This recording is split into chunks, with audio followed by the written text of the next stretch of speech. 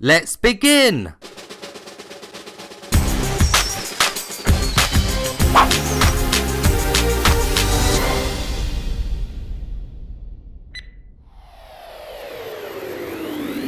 The Angry Birds Movie 2 VR Under Pressure is not your typical Angry Birds game, as this one goes for a more co-op experience, which is a bit similar to games like the Overcooked series. The VR player takes control of a magnet, and the non-VR players play as birds on the TV. Both types of players play with the DualShock controller. All of you are inside a submarine, and must collect treasure. The more treasure you collect, the more stars you earn on that stage. The better your score, the more hats you unlock for the birds to wear. Your submarine travels down a set path, and you will either pass a treasure chest, or will come in contact with something dangerous. You always know what is coming up next, thanks to a scrolling bar with icons. It's a great help, as the rewards and threats both take time to capture or destroy. To grab a chest, you must first make a plunger block. To do this, 2 blocks must be placed into a machine. The new block that it produces must then be loaded into another slot, for the VR player to fire it towards the chest. When the chest appears in the submarine, it will pop out even more blocks,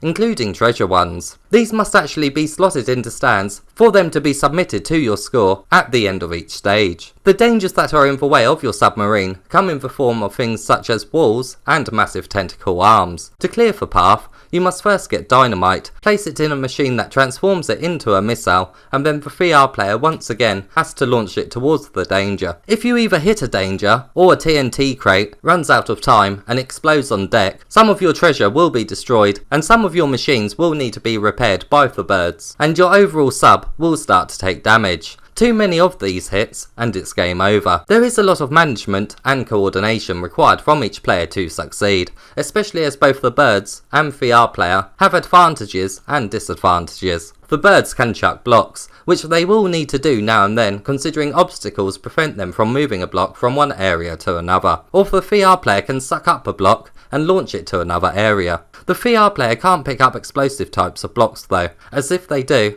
it will explode. This forces them to keep an eye on what each block actually is before they pick it up, and ensures that the birds have a very important task to carry out when it comes to putting TNT blocks into the furnace for them to be destroyed. The VR player also has just an important role though, as they are in control of the furnace doors, and if there is wreckage blocks at the end of a round, they will subtract from your overall score. There really is so much back and forth between the players, which makes it a very engaging co-op experience. You really do feel like you're working as a team, and new gameplay elements are being thrown into the mix at a pretty decent rate, such as machines that can transform 2 silver treasure blocks into a gold one, and a machine that when activated will chuck out a random block. Not only do these new elements make sure that you never fully get into a completely repetitive routine, but the actual submarine layouts also keep you on your toes too, as each one is different. It does take a little while to get used to moving around each one efficiently, due to the machine's placements being different. This combined with the treasure chest and dangers taking no time at all to head towards the submarine makes it a little tricky to get 3 stars on your first attempt, especially if you're playing with a lower amount of players. The game can be played with up to 4 people.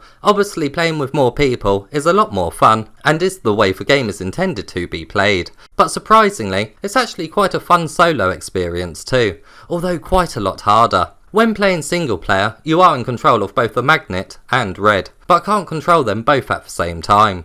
You have to be incredibly quick in the later stages when playing solo, as certain tasks such as placing a TNT block into a furnace will require lightning fast reflexes. Every single second really does count here, even more so in the challenge stages. Once you beat the 9 main stages and 6 bonus stages, a new series of challenge stages unlock, but these stages are just repeats of the main stages, only harder. You will need to complete all of these stages too, if you're aiming to unlock every trophy. Unfortunately though, you won't be rewarded a platinum for your efforts. Basically, you have to complete every stage and earn all the stars. There is one here that you may have some trouble getting though, and that's for burning 3 players in a furnace at once. This will require that you play with 4 people, so you will need 4 DualShock controllers. I always find trophies that require extra accessories to really be unnecessary, especially when a game can be played without the need of them.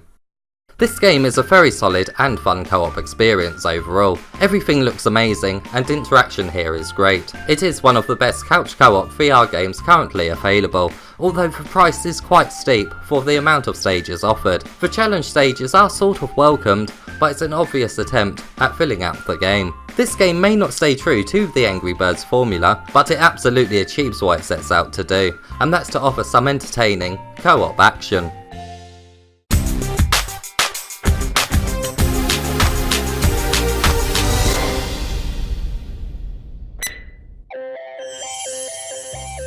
I had to use previously released footage in this review, because the actual game doesn't support the PS4 built-in screen recorder, so I hope the review still came out okay, without my own gameplay. As always, if you found this review helpful, please give it a thumbs up and subscribe for more PSVR content.